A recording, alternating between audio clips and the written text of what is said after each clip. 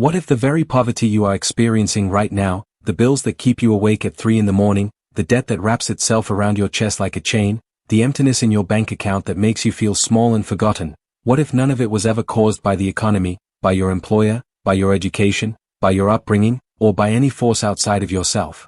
What if the single reason you are struggling financially at this very moment is hidden inside a verse written thousands of years ago, a verse so explosive in its implications that if you truly understood it, truly absorbed it into the marrow of your being, you would never again experience lack for as long as you live? What if I told you that this one passage of scripture, when understood not merely as a religious text but as a scientific law of the mind, contains the exact mechanism by which wealth is created, sustained, and multiplied, and that this mechanism has been operating in your life every single day, but in reverse, building the very poverty you despise because no one ever taught you how to use it? Tonight, I am going to open this verse to you in a way that will alter the fabric of your financial existence. I am going to show you, with clarity and conviction, why some people rise from nothing into extraordinary abundance while others work themselves into exhaustion and never escape the cycle of not enough. The difference is not talent. It is not luck. It is not privilege. It is a principle, a law as dependable as gravity, as constant as the turning of the earth, and it has been written in sacred scripture for millennia, waiting for you to discover it. If you are here, you are not here by accident. Something within you, something deeper than your conscious mind, has drawn you to this moment because you are ready. You are ready to stop struggling. You are ready to stop begging life for what already belongs to you. You are ready to understand the truth about wealth and claim it as your own. Before we begin this sacred journey together, I ask you to do 3 things. First, subscribe to this channel and turn on notifications, because the teachings shared here are designed to reach you at the exact moment you need them most. Second, press the like button right now, not as a casual gesture, but as an act of faith, a declaration that you are ready to receive a new understanding of abundance. And third, leave a comment with the words, "I am open to infinite supply." Write those words and feel them as you type them. Let them be your first act of mental creation tonight. Let them be the seed you plant before the harvest I am about to reveal to you. Now settle in. Quiet your mind. Let every worry fall away for this moment. What you are about to hear has the power to change everything. There is a verse in the book of Proverbs, chapter 23, verse 7, that reads, "For as he thinketh in his heart, so is he." Read those words again in the silence of your mind. As he thinketh in his heart, so is he. Not as he wishes. Not as he hopes. Not as he prays with desperate words flung toward the sky. As he thinketh in his heart. The heart, in the language of ancient scripture, does not refer to the organ beating in your chest. It refers to the deep, subconscious seat of belief, that hidden realm within you where your true convictions live, where your dominant assumptions dwell, where the blueprint of your entire life experience is drawn and redrawn with every feeling you sustain. This single verse, when properly understood, explains every financial condition you have ever experienced. It explains why you have been struggling. And it contains, within its ancient simplicity, the complete instruction for how to stop. Let me speak plainly. Your subconscious mind is not a metaphor. It is not a poetic idea. It is the living, creative medium through which every condition in your outer world is formed. It operates by law, not by chance. It does not play favorites. It does not reward the righteous and punish the sinner in the way most people imagine. It responds to belief. It responds to the feeling of the thought impressed upon it. And it responds with absolute, mathematical precision. Whatever you think in your heart, whatever you truly believe at the deepest level of your being, that is what you become, that is what you attract, and that is what you experience. Now consider the implications of this for your financial life. If you have been thinking in your heart that money is hard to come by, your subconscious mind has accepted that belief and gone to work producing circumstances, situations, and experiences that confirm it. If you have been thinking in your heart that you are not the kind of person who becomes wealthy, your subconscious mind has faithfully arranged your outer world to match that inner conviction. If you have been thinking in your heart that no matter what you do, you always end up back at zero, then the creative power within you has been building that exact reality with the same precision and reliability with which it beats your heart and digests your food. You have not been punished. You have not been forgotten. You have not been passed over by some capricious God who gives to some and withholds from others. You have been operating a law, the most powerful law in the universe, without knowing it. And because you did not know it, you operated it in the direction of lack instead of abundance. Tonight, that changes. I want you to understand something that most people never grasp. even those who consider themselves students of spiritual truth. The subconscious mind does not evaluate the content of your belief. It does not say, "This belief is good for you, so I will act upon it," or, "This belief is harmful, so I will reject it." It accepts whatever is impressed upon it with feeling and conviction, and it proceeds to express it in your body, your relationships, your finances, and every dimension of your experience. It is like the soil of the earth. The soil does not care whether you plant wheat or thorns. It will grow whatever seed is placed within it, nourish it with equal devotion, and bring it to full fruition. Your subconscious mind operates in exactly the same way. This is why the verse says, "As he thinketh in his heart, so is he." It does not say, "As he thinketh in his heart, so he might possibly become under favorable conditions." It says, "So is he." The language is absolute. The law is absolute. And your results, when you examine them honestly, will prove to you that this law has been operating in your life with perfect consistency all along.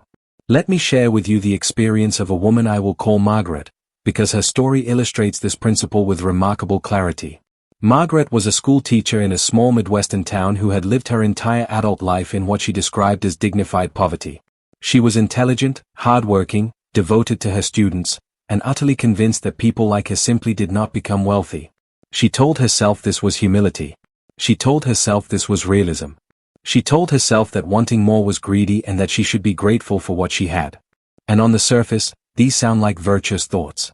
But beneath the surface, beneath the mask of humility and gratitude, there was a belief carved deep into her subconscious mind: "I am not meant to have abundance." That belief was the seed. And the soil of her subconscious grew it into a life of perpetual financial limitation. Margaret came across these principles almost by accident. A colleague left a small pamphlet on her desk about the creative power of belief, and something in those few pages struck her with the force of revelation. She began to study. She began to question the assumptions she had carried since childhood. And she began, slowly and deliberately, to change what she was thinking in her heart. She did not quit her job. She did not make reckless financial decisions. She did not stand on a mountaintop and demand that the universe deliver a fortune to her doorstep. She did something far more powerful and far more subtle. Every night before sleep, she would close her eyes and gently bring to mind a scene that implied financial freedom. She imagined herself sitting at her kitchen table, looking at a bank statement that showed a balance she had never before possessed. She did not strain to see the numbers. She did not force the image. She simply allowed herself to feel what it would feel like to look at that number with calm satisfaction, with quiet gratitude, with the settled knowing that she was provided for. And then she would drift into sleep carrying that feeling like a lantern into the darkness. She did this for weeks. Nothing seemed to change on the outside. The bills still arrived. The salary was still modest. The car still needed repair. But Margaret understood something that most people do not. The subconscious mind works beneath the surface, like roots growing underground before the first green shoot ever breaks through the soil. She continued. She persisted. She refused to judge her progress by outward appearances. And then the shifts began. They did not come as a single miraculous event. They came as a series of quiet openings, each one building upon the last. A distant relative she had barely known passed away and left her an inheritance she never expected. A real estate opportunity appeared through a conversation at church, and something within her, a new confidence she could not quite explain, told her to pursue it. The property increased in value significantly within 18 months. Her principal asked her to develop a curriculum program for the district, which came with a substantial stipend she had never known existed. Within 3 years, Margaret's financial life was unrecognizable. She was not a different person in terms of her character, her values, or her daily habits. She was the same devoted teacher with the same gentle heart. But she had changed what she was thinking in her heart, and because she changed the cause, the effect had no choice but to change as well. As she thought in her heart, so she became. Now I want you to hear this clearly, because the mind has a tendency to hear stories like Margaret's and immediately begin generating objections. Your conscious mind may say, "That sounds nice, but my situation is different." Your conscious mind may say, "I have tried positive thinking and it did not work." Your conscious mind may say, "She was lucky." And I want you to recognize these objections for exactly what they are. They are the old beliefs fighting to survive.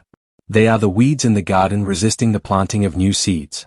They are the very thoughts in your heart that have been producing your current financial condition. And they will continue to produce that condition for as long as you give them your allegiance.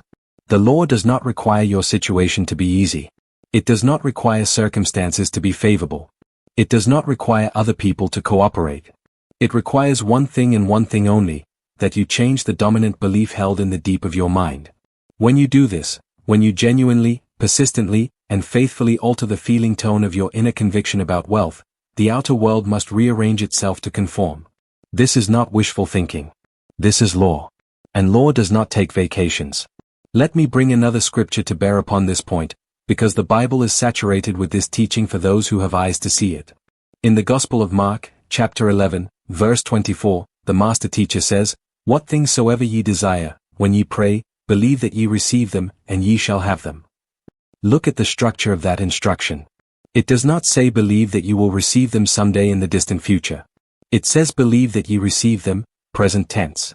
You are being told to enter into the feeling of having your desire fulfilled now, in this present moment, in the secret chamber of your own consciousness. You are being told to assume the reality of your answered prayer before any evidence appears in the outer world. You are being told to think in your heart as though the thing you desire is already yours. This is the great secret that hides in plain sight in every scripture, in every genuine spiritual teaching, in every account of miraculous provision throughout human history. The creative act is not the physical action you take in the world. The creative act is the mental and emotional state you maintain within yourself. The outer action is important. You must move, you must work, you must be willing to receive and act upon guidance, but the outer action is the branch, not the root. The root is always the belief held in the subconscious mind. The root is always what you are thinking in your heart. Let me speak now about a man I will call David, because his experience demonstrates the other side of this principle, the side that most people live on without realizing it. David was a sales representative for a medical supply company. He was bright, articulate, well-dressed, and thoroughly convinced that the economy was working against him. Every morning he would read the financial headlines. Every evening he would watch news programs that told him about rising costs, shrinking markets, and an uncertain future. He did not realize that he was conducting a nightly ritual of negative impression upon his subconscious mind. He thought he was being informed. In truth, he was being programmed. David's sales numbers declined steadily over a period of 2 years. He watched younger colleagues surpass him. He applied for promotions and was overlooked. He began to develop a bitter edge in his conversations, a tone of resentment that he believed was justified by his circumstances. And all the while, the cause of his decline was not the economy, not his company, not his competitors, and not his age. The cause was what he was thinking in his heart. He believed the world was against him, and his subconscious mind, faithful servant that it is, went to work proving him right. David's turning point came during a conversation with an old friend who had recently experienced a remarkable financial turnaround. This friend did not preach to David. He simply described, in quiet and matter-of-fact terms, a practice he had adopted. Every night before sleep, he would release all thoughts of lack and limitation, and he would fill his mind with a single scene, a scene in which he was being congratulated by his manager for an extraordinary quarter of sales. He would feel the handshake. He would hear the words of praise. He would sense the satisfaction of having exceeded every expectation. And he would fall asleep in that feeling. David was skeptical, but he was also desperate, and desperation has a way of opening doors that pride keeps locked. He began the practice. The first few nights felt foolish to him. His rational mind ridiculed the exercise. But he continued. Night after night, he constructed that simple scene in his imagination and allowed himself to feel it as though it were real. He stopped watching the evening news. He stopped reading articles about economic decline. He did not become ignorant of the world. He became selective about what he allowed to enter the deep places of his mind. Within 6 weeks, David noticed a shift that he could not explain through any logical analysis. He felt different when he walked into a client meeting. There was a calm confidence in his voice that had not been there before. Clients who had been resistant began to respond. A major hospital system that had declined his proposals 3 times called him unexpectedly and asked him to submit a new bid. He won the contract. It was the largest single sale of his career. Was this magic? Was this coincidence? I tell you it was neither. It was law. David changed what he was thinking in his heart, and his outer world, which had always been a mirror of his inner world, changed to reflect the new image. He did not manipulate anyone. He did not deceive anyone. He did not employ any external strategy he had not used before. The only thing that changed was his belief, and because belief is the cause, everything that flows from belief had no choice but to change as well. Now I want to take you deeper, because understanding this principle intellectually is not enough.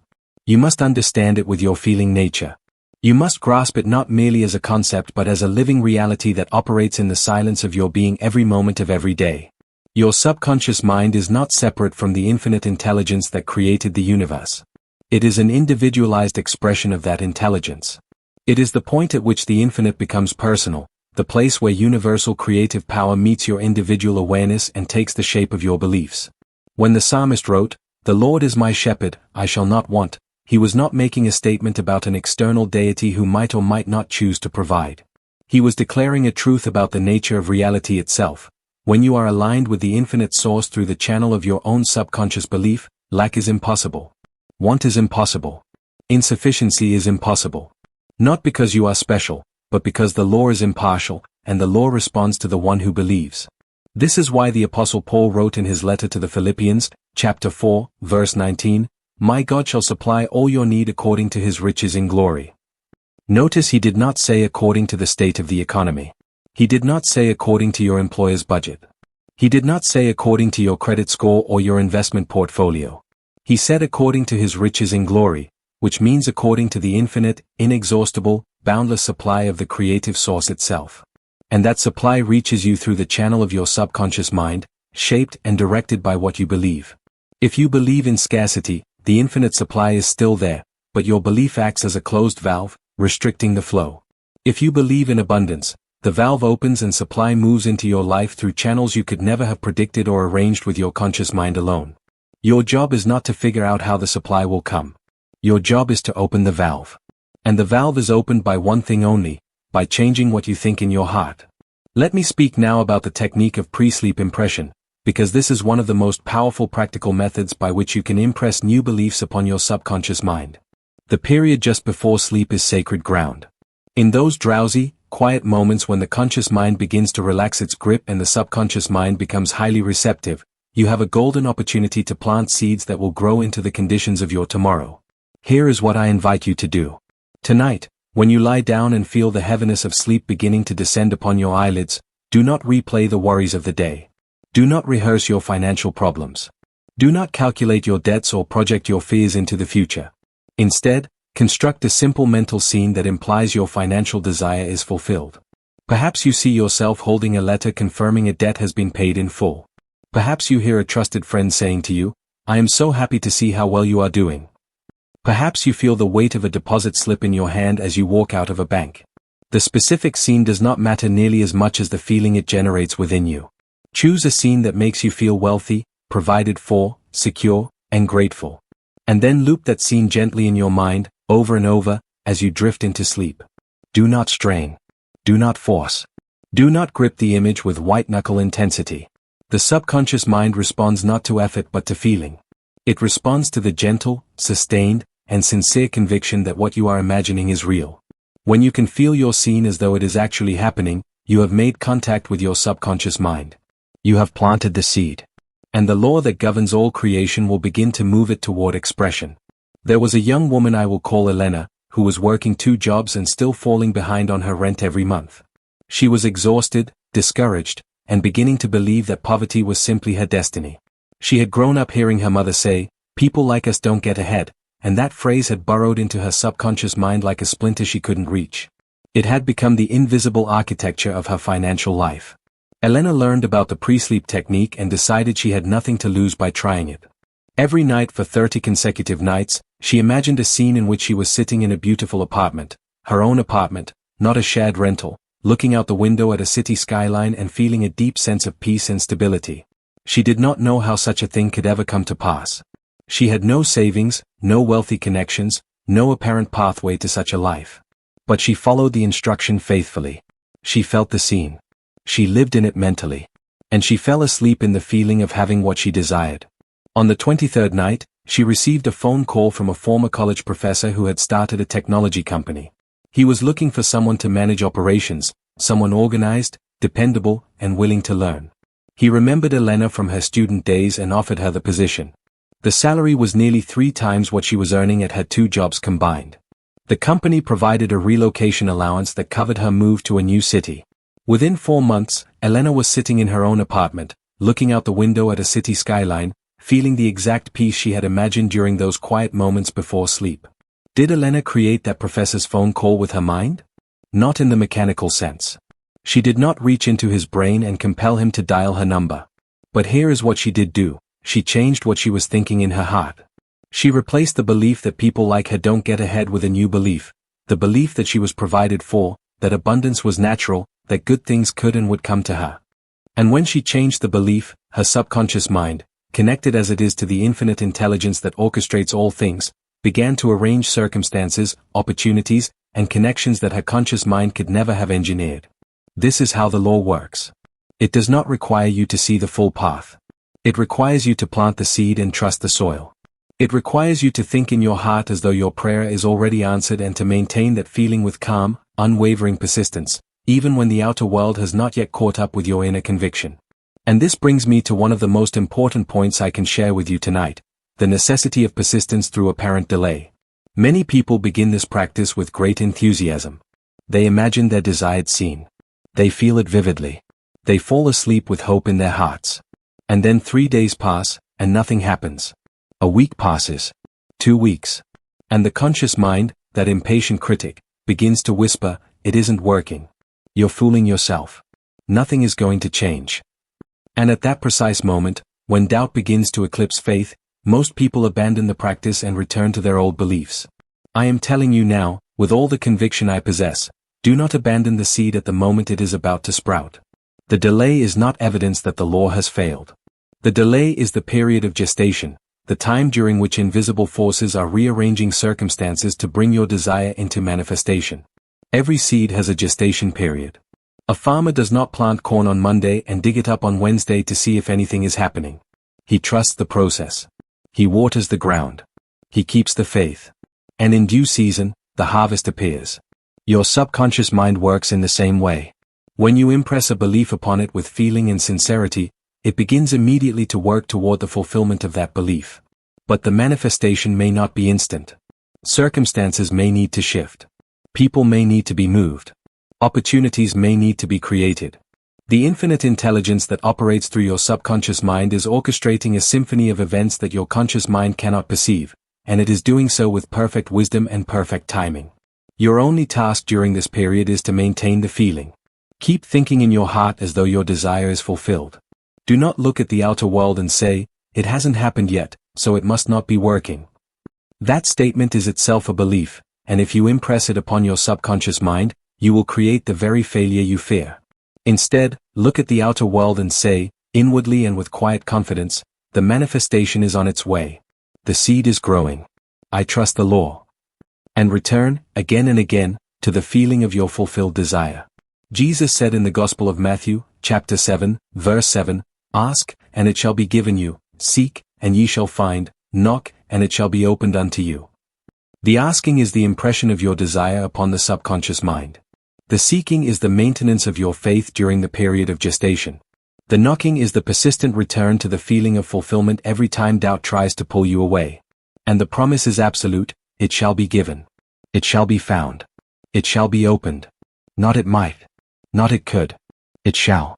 Let me tell you about a man named Solomon, not the king, but a retired postal worker in a coastal town who lived on a pension so small that he had to choose each month between filling his prescriptions and repairing his home.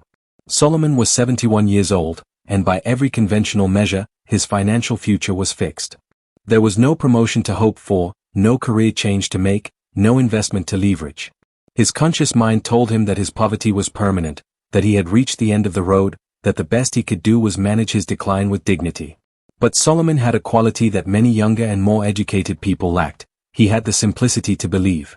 When he encountered the teaching that his subconscious mind could reshape his circumstances regardless of his age or situation, he did not argue. He did not analyze. He did not demand proof before proceeding. He simply began. Every night, he imagined himself in a scene that implied financial comfort.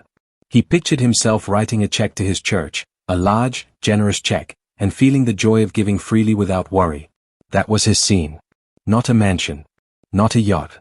Not a pile of gold. Just the quiet joy of being able to give without fear. Within 5 months, a chain of events unfolded that Solomon could never have orchestrated. A piece of land his late father had owned, land that Solomon had assumed was worthless, was discovered to be in the path of a new commercial development. A representative contacted him, and after proper legal counsel and negotiation, Solomon received a sum that transformed his remaining years from survival into genuine comfort. He wrote that check to his church. And he told everyone who would listen that the power was never in the land. The land had been there for decades. The power was in the shift that took place within his own mind when he began to think in his heart as a man who was provided for rather than a man who was forgotten. I share these accounts with you not to entertain but to awaken. These are illustrations of a law that operates without exception in the lives of all who invoke it. The principle does not discriminate by age, by gender, by nationality, by education, or by current circumstance. It discriminates only by belief. What are you thinking in your heart? That is the only question that matters. That is the only variable that determines whether your financial life will be one of struggle or one of abundance. And so I say to you, as this portion of our time together draws toward its close, examine what you have been thinking in your heart. Not what you say you believe. Not what you tell others. Not what you post on social media or affirm with your lips while your stomach tightens with fear. What do you actually believe, in the deep silence of your being, about money, about wealth, about your right to prosper? Whatever that belief is, it is producing your current financial reality with flawless precision. And if that reality is one of struggle, you now know that the struggle is not a punishment and not a permanent sentence. It is a reflection. It is a mirror. And when you change the image in the mirror, when you change what you think in your heart, the reflection must change because it has no independent existence apart from the belief that creates it. You possess, right now, in this very moment, everything you need to begin the transformation of your financial life. You possess a subconscious mind that is connected to infinite intelligence. You possess the capacity to imagine. You possess the ability to feel. You possess the power to choose a new belief and to sustain it with faith and persistence until it takes root and blossoms into visible form. No one can take this power from you. No circumstance can block it. No economy can override it. No past failure can disqualify you from using it. It is yours by divine right, and it has been yours since the moment you drew your first breath. The Bible says in the Gospel of Luke, chapter 12, verse 32, "Fear not, little flock, for it is your Father's good pleasure to give you the kingdom." The kingdom is not a place you go to after death. The kingdom is the creative power of your subconscious mind operating in harmony with infinite supply. And it is your Father's good pleasure, it is the nature of the infinite itself, to give you this kingdom. It is not withheld. It is not rationed. It is not reserved for the worthy few. It is given freely, lavishly, abundantly to every soul who opens the valve of belief and allows the supply to flow. Open the valve tonight. Change what you think in your heart. Hold the feeling of abundance as you drift into sleep. And trust, with the same trust that causes you to plant a seed in the ground and walk away knowing the sun and the rain and the soil will do their work, that the law of your subconscious mind is even now bringing your good to you in ways that will surpass your imagination and fill you with a gratitude so deep that it will become the permanent atmosphere of your life. This is your inheritance. This is your birthright. And no power in heaven or on earth can keep it from you once you decide, in the sacred silence of your own heart, to receive it. There is a teaching that has been whispered through the ages, passed quietly from one awakened mind to another, and it is this: the universe does not respond to what you need, it responds to what you believe. This distinction is the razor's edge upon which all financial transformation rests, and until you grasp it fully, until it moves from the surface of your intellect into the living tissue of your deepest conviction, you will continue to cry out for help while the very help you seek stands silently within you, waiting for recognition. Consider what happens when a person who is struggling financially prays for money. They kneel, perhaps, or they sit quietly, and they say the words, "Please, God, send me money. I need it desperately. I cannot pay my bills. I am afraid." And they believe they are praying. But let me ask you to look more closely at what is actually happening in the subconscious mind during such a prayer. The dominant feeling is not faith. The dominant feeling is fear. The dominant feeling is lack. The dominant feeling is desperation. And because the subconscious mind does not respond to words but to feelings, what is actually being impressed upon the creative medium is the conviction of insufficiency. The prayer, instead of opening the valve of supply, tightens it further. The person walks away from their prayer feeling slightly worse than when they began, and they wonder why God has not answered. But God, the infinite intelligence operating through the subconscious mind, has answered. It has answered with perfect fidelity to the belief that was impressed upon it. The belief was lack. The answer is more lack. The belief was fear. The answer is more circumstances to fear. This is not cruelty. This is law. And law, unlike human whim, does not bend to accommodate misunderstanding. The correct way to pray, if we may use that word to describe the scientific impression of belief upon the subconscious mind, is to enter into the feeling of the answer before the answer appears. You do not pray from a place of want. You pray from a place of having. You do not beg for supply. You assume supply. You do not cry out in desperation. You rest in the quiet certainty that your need is already met, that the supply is already flowing, that the answer is already on its way because you have planted the seed in the fertile soil of your subconscious mind and the law of growth is inviolable. This is precisely what Mark 11:24 instructs. Believe that ye receive them.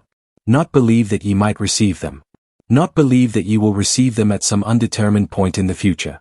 Believe that ye receive them, now, in this present moment, in the secret workshop of your imagination.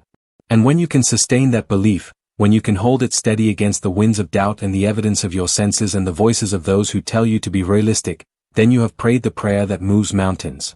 I want to speak to you now about the role of feeling, because this is where most people lose their way. They understand the concept intellectually. They can explain it clearly. They can even teach it to others. But they cannot feel it, and because they cannot feel it, the subconscious mind remains unimpressed, the old beliefs remain in place, and the outer world remains unchanged. Feeling is the language of the subconscious mind. It does not understand English or French or Mandarin. It does not process logical arguments or philosophical propositions. It understands feeling and feeling alone. When you say the words, "I am wealthy," with your lips while feeling poor in your heart, the subconscious mind ignores the words and responds to the feeling. It hears poverty, and it creates more poverty. But when you sit quietly, close your eyes, and allow yourself to feel, genuinely feel, what it would be like to be financially free, to have more than enough, to live without the weight of financial worry, and when that feeling fills your chest and your belly and your bones with warmth and peace and satisfaction, then the subconscious mind receives the impression and begins to move heaven and earth to bring it into material expression. This is why imagination is more powerful than willpower. Willpower operates on the surface. It grips and strains and forces. Imagination operates in the depths. It flows and feels and creates. You cannot will yourself into wealth. You can imagine yourself into wealth. You can feel yourself into wealth. You can dream yourself, night after night, into a new reality that your conscious mind never believed was possible. Let me tell you about a man I will call Nathaniel, who spent 17 years building a construction business that collapsed during an economic downturn. He lost his equipment, his contracts, his savings, and very nearly his home. At 54 years old, he found himself sitting in an empty office, staring at a desk covered with final notices, and he felt the kind of despair that convinces a man the sun will never rise again. Nathaniel did not come to these teachings through study or spiritual seeking. He came to them through a conversation with his daughter, a young woman who had been practicing subconscious mind principles in her own life with quiet and remarkable results. She did not lecture him. She did not argue with his despair. She simply said, "Dad, what if everything you believe about your situation is the only thing keeping it in place?" That question lodged itself in his mind like an arrow, and though he resisted it for days, he could not dislodge it. He began, reluctantly at first, to experiment with the pre-sleep technique.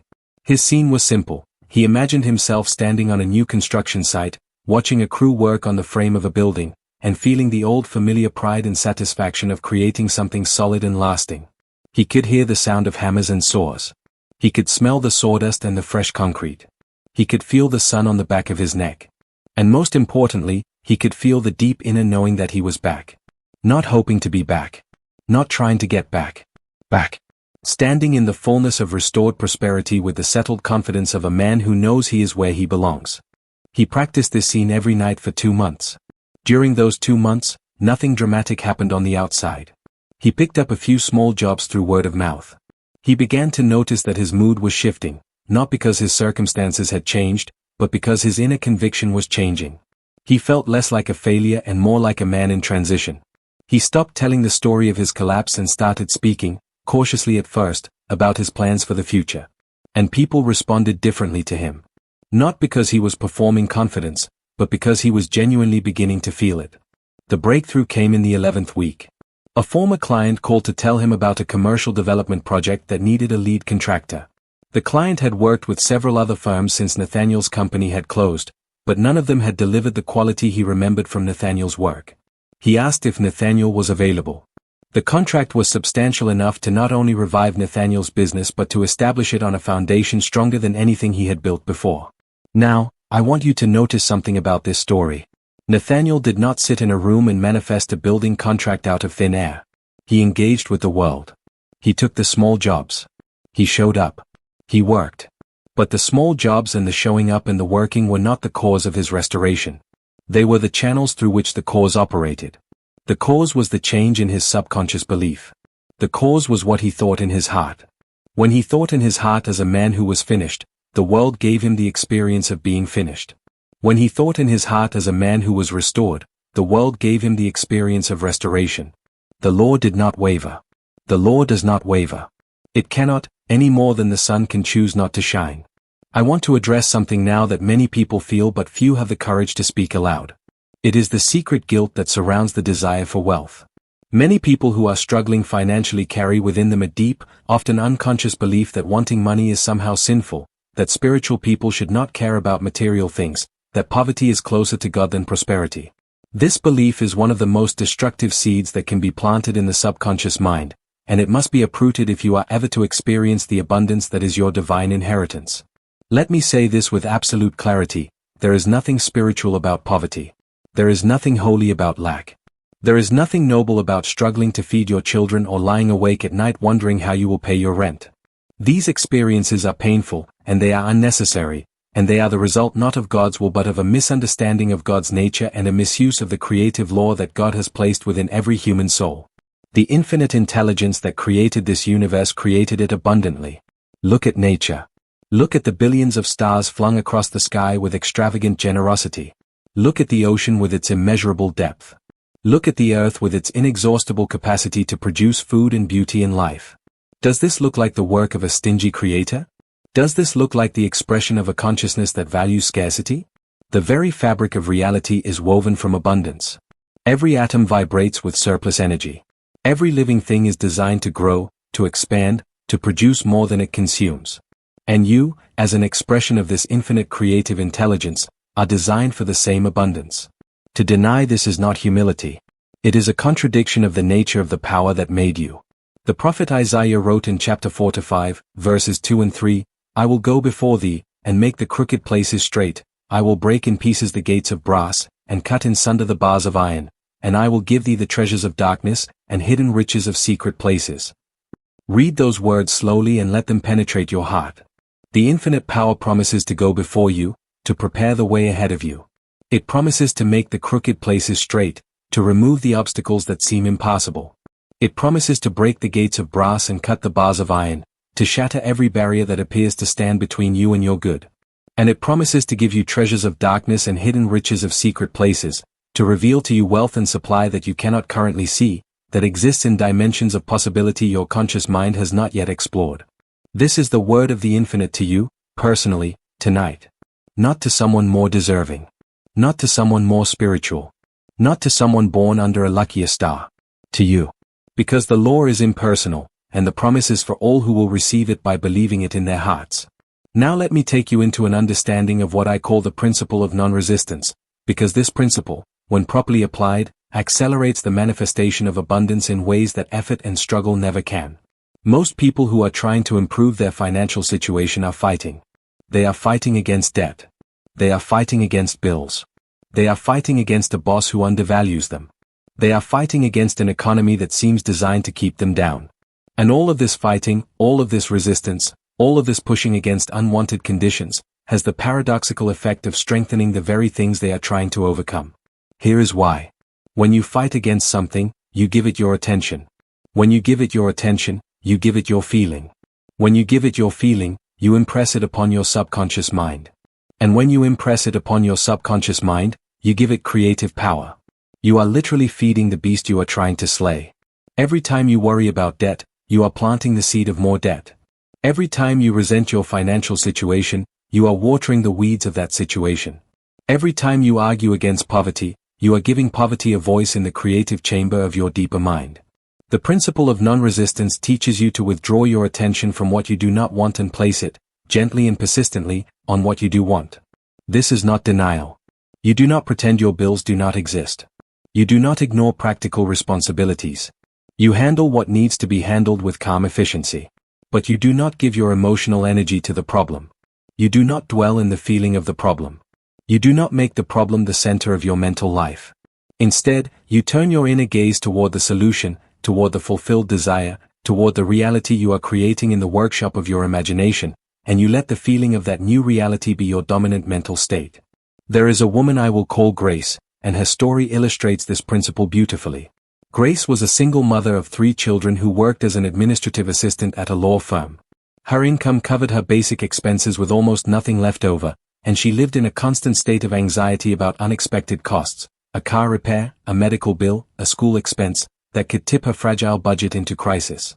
Grace was introduced to the principle of non-resistance by a co-worker who had quietly been studying these ideas for several years.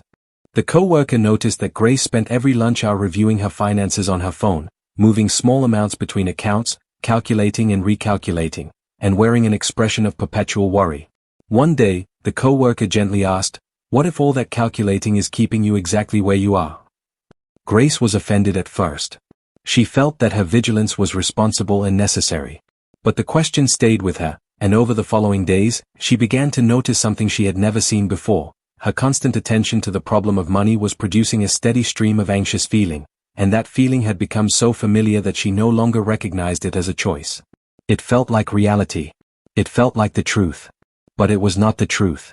It was a belief that she was reinforcing hundreds of times a day through the habit of worried attention. Grace made a decision. She did not stop managing her finances responsibly. She still paid her bills on time and kept track of her accounts. But she stopped the compulsive checking. She stopped the lunchtime ritual of anxious calculation. And in its place, she adopted a new habit. Every time she noticed the impulse to worry about money, she would pause, take a quiet breath, and say inwardly, "I am provided for. The supply is infinite. My good is flowing to me now." She did not say these words mechanically. She paused long enough to feel them. She let the feeling of being provided for wash through her body like warm water. And then she returned to whatever she was doing. Within 3 months, Grace received an unexpected raise. Her supervisor told her that the managing partner had specifically noted her improved demeanor and the quality of her recent work. 2 months after that, she was offered a position as a paralegal with a significant increase in salary and the opportunity for further advancement. A family member she had lost touch with reached out and offered to contribute to her children's education fund. None of these events were connected to each other in any visible way. But they were all connected to the same invisible cause. Grace had stopped feeding the weed of lack and started nourishing the seed of abundance. She changed what she was thinking in her heart, and her world changed around her. I cannot say this too many times. I cannot emphasize it too strongly. The world you experience is a printout of the beliefs held in your subconscious mind. If you want to change the printout, you must change the program. No amount of rearranging the paper will help if the program remains the same. You can move to a new city, start a new job, enter a new relationship, and begin a new business, but if you carry the same beliefs in the deep places of your mind, you will recreate the same conditions in every new setting. The geography changes but the inner landscape remains the same, and it is the inner landscape that determines everything. This is why the teaching of Proverbs 23:7 is so revolutionary. It tells you where the power is. It tells you where the cause is. It tells you where to look when you want to change your life. Not outward. Inward. Not at circumstances. At consciousness. Not at the world. At what you are thinking in your heart. Let me speak now about a dimension of this teaching that is often overlooked, and it is this. Gratitude is one of the most powerful tools for impressing abundance upon the subconscious mind. When you feel genuine gratitude for what you already have, no matter how modest it may be, you are vibrating at the frequency of abundance. You are telling your subconscious mind, through the language of feeling, that you are a person who has. And when your subconscious mind receives the impression that you are a person who has, it goes to work creating more having. Gratitude multiplies what it touches. It is the great accelerator of the manifestation process. But I must caution you against a hollow gratitude, a performed thankfulness that exists only on the lips while the heart remains clenched in fear. The subconscious mind will not be deceived by performance. It reads the feeling beneath the words. If you say, "I am grateful for my income," while feeling that your income is inadequate, the subconscious reads the feeling of inadequacy and responds accordingly. True gratitude must be cultivated, nurtured, and practiced until it becomes genuine. It must grow from a sincere recognition that, in this present moment, you are alive, you are breathing, you are aware, you possess a mind capable of creation, and the infinite power of the universe is available to you. That recognition, when it fills you with warmth and wonder, is true gratitude. And true gratitude opens doors that no amount of striving can unlock. Let me tell you about a man named Arthur, who learned the power of gratitude in a way he never expected. Arthur was a middle-aged accountant who had spent his entire career working for other people and dreaming of starting his own firm. He had the knowledge, the skills, and the experience, but he lacked the capital and, more importantly, he lacked the belief that he could succeed on his own. Every time he considered making the leap, a wave of fear would wash through him and he would retreat to the safety of his salary. Arthur began to practice gratitude, not as a technique to get something, but as a genuine shift in his relationship with life. Every morning, before he did anything else, he would sit quietly for 10 minutes and allow himself to feel thankful. He would feel thankful for his health, for his family, for his education, for the roof over his head, for the cup of coffee warming his hands. He did not rush through a list. He lingered on each item until he could genuinely feel appreciation in his body, a warmth in his chest, a softening around his eyes, a sense of quiet rightness. Over several weeks, Arthur noticed that this practice was changing him from the inside out. He felt lighter. He felt more confident. He felt, for reasons he could not explain, that something good was coming. The fear that had always accompanied his thoughts about starting his own firm began to diminish. It did not disappear in a single moment of revelation. It faded gradually, like fog burning off in the morning sun. And as the fear faded, a new feeling took its place, a calm, steady certainty that he was capable, that he was supported, and that the time had come. Arthur gave his notice at his firm and began the process of establishing his own practice. Within the first year, he attracted 3 major clients through referrals from people he had worked with over the decades, people who had respected his work but who had never thought to refer business to him until he was on his own. By the end of the second year, his firm was generating more revenue than he had ever earned as an employee, and he was doing work that filled him with a satisfaction he had never known. When Arthur looked back on the chain of events, he could trace the origin of everything to those quiet morning sessions of gratitude. Not because gratitude had magically conjured clients out of thin air, but because gratitude had changed what he was thinking in his heart. It had replaced fear with faith. It had replaced inadequacy with appreciation. It had replaced the belief that he could not with the feeling that he could. And once the feeling changed, the subconscious mind did what it always does. It brought the outer world into alignment with the inner conviction. I want to give you now a practice that you can begin using tonight and continue using for the rest of your life. It is simple, it is powerful, and it requires nothing but your willingness to sit quietly and feel. Before you sleep tonight, after you have turned off the lights and settled into your bed, take 3 slow, deep breaths.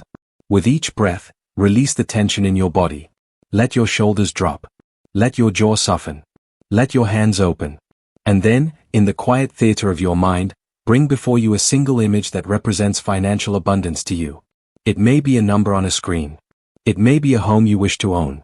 It may be a check you wish to write. It may be the face of someone you love, and the knowledge that you are able to provide for them abundantly and generously. Choose the image that moves you most deeply. Now step into that image. Do not observe it from a distance. Enter it. Feel the surface beneath your feet. Feel the air on your skin. Hear the sounds that would be present if this scene were actually happening right now. And above all, feel the emotion. Feel the gratitude. Feel the satisfaction. Feel the quiet, unshakable knowing that this is real, this is yours, this is the truth of your life. Hold that feeling for as long as it naturally sustains itself. Do not force it. Do not strain. Simply rest in it, the way you would rest in a warm bath, letting it surround you and support you. When the feeling begins to fade, do not chase it. Simply let yourself drift into sleep carrying whatever residue of that feeling remains. The subconscious mind will take that feeling and begin working with it immediately. It will work through the night while your conscious mind rests. And it will continue working tomorrow, and the day after, and the day after that, shaping circumstances, arranging connections, opening doors, and guiding you toward actions and decisions that align with the new belief you have planted. Do this every night. Not for a week. Not for a month. Make it a permanent practice. Make it as habitual as brushing your teeth. Because every time you perform this practice, you are deepening the impression. You are strengthening the new belief. You are watering the seed. And the law of growth, which is the law of the subconscious mind, will bring that seed to full and magnificent fruition in its perfect time. I want to close our time together tonight with a truth that I hope will remain with you for the rest of your days. It is a truth so simple that it is easily overlooked, and yet it is the foundation upon which everything I have shared with you rests. You are not separate from the source of all supply. You are an expression of it.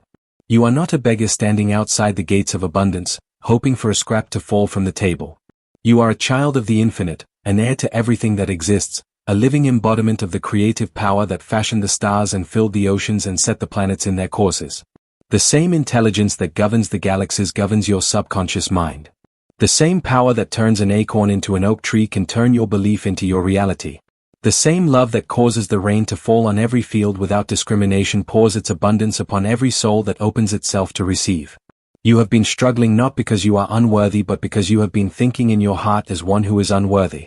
You have been experiencing lack not because lack is your destiny but because you have been thinking in your heart as one who is destined for lack. And tonight, in this sacred moment of recognition, you have the opportunity to change everything. Not by changing the world outside you, but by changing the world within you. Not by fighting against poverty, but by assuming the reality of abundance. Not by begging God for provision, but by accepting, in the depths of your being, that provision is already yours and has always been yours and can never be taken from you because it is woven into the very fabric of your existence. As he thinketh in his heart, so is he. Let those words be your compass. Let them guide every thought you entertain, every feeling you sustain, every image you hold in the quiet moments before sleep. Think in your heart as a wealthy soul. Think in your heart as a prosperous being. Think in your heart as one who is loved, guided, supported, and provided for by an intelligence so vast and so generous that your conscious mind can scarcely comprehend its bounty. And watch, with patience, with faith, and with the calm certainty of one who knows the law, as your outer world begins to mirror the new truth you have accepted within. The treasures of darkness and the hidden riches of secret places are being revealed to you now. Not in the form of words on a screen or sounds in your ears, but in the form of a shift taking place in the deepest chamber of your subconscious mind. Something is loosening within you tonight. Some old belief, some ancient chain of limitation, is beginning to crack. You may not feel it fully yet. You may not see its effects tomorrow morning. But the crack is there. And through that crack, the light of infinite supply is beginning to pour into your consciousness, and it will continue to pour, and it will grow brighter, and it will illuminate every corner of your financial life until there is no shadow of lack remaining. I want to leave you with the words of the psalmist, who wrote in Psalm 37, verse 4, "Delight thyself also in the Lord, and he shall give thee the desires of thine heart." To delight yourself in the Lord is to take joy in the infinite presence within you. It is to live in a state of grateful awareness of the creative power that flows through your subconscious mind. It is to wake each morning with the inner knowing that you are not alone, you are not forgotten, and you are not without resource. And when you live in that delight, the desires of your heart, the genuine, deep, soul-level desires that represent your highest good, are given to you. Not as rewards for good behavior, but as natural expressions of the law operating through a mind that has aligned itself with truth. You are that mind tonight. You are that consciousness. You are the one who has heard this teaching and felt its resonance in a place deeper than words can reach. And because you have heard it and felt it, the seed is already planted. The work has already begun. The old beliefs are already beginning to dissolve, and the new reality is already beginning to take shape in the invisible realm where all creation begins.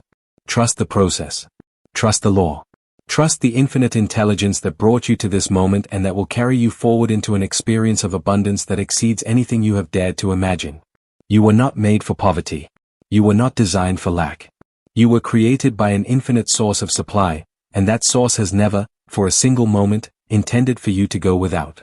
Go now into your night. Go with peace in your heart and a new image in your mind. Go with the certainty that what you have heard tonight is not merely theory but living truth, not merely philosophy but operative law, not merely words but seeds of transformation planted in the most fertile soil in the universe, the soil of your own subconscious mind. And as you close your eyes and drift toward sleep, remember the words that have been your guide tonight. As you think in your heart, so you are. Think abundance. Feel abundance. Believe abundance. And abundance will be your experience, your reality, and your testimony for all the days of your life. Everything shared in this teaching tonight has been offered to you in the spirit of education and inspiration. These principles, drawn from the timeless wisdom of subconscious mind science and the universal truths found in sacred scripture, are presented for your personal reflection and growth. They represent original teachings created in the spirit of these great ideas, not drawn from any single text or copyrighted work, but flowing from the universal well of wisdom that belongs to all humanity.